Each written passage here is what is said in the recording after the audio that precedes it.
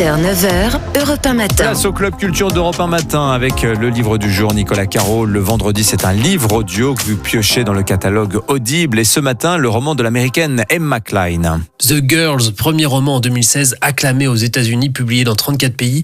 Les filles en question, ce sont celles qui entouraient le tristement célèbre Charles Manson.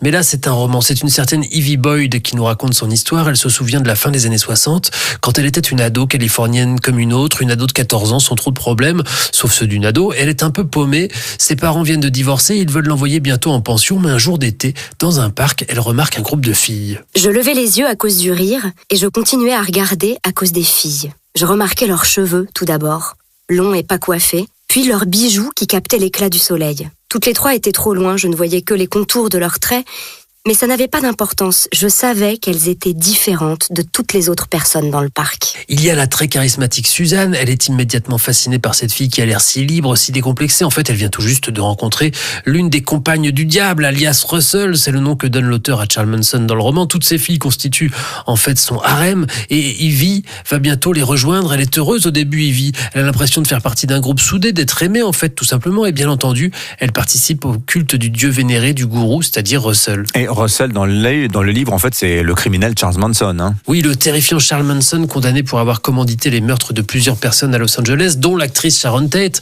C'est pas lui qui les a tués directement, il a envoyé ses filles. Pourtant, c'est toujours lui qui a fasciné les médias et les écrivains. Cette fois, dans ce roman, ce sont les filles qui tiennent le premier rôle et qui retiennent l'attention. C'est prenant, captivant, étouffant, moite, dérangeant, sensuel aussi et servi par une écriture précise, sans fioritures. C'est un livre qui bouscule. Voilà, The Girls d'Emma Cline dans le catalogue Audible. Merci beaucoup Nicolas Caro. Place à la musique. Joey, ce matin, vous nous